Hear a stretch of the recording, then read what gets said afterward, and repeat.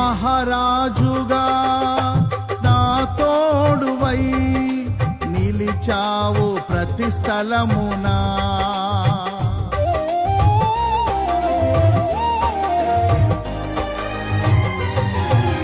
నా భారము నీవు మోయగా సులువాయే నా పయనము.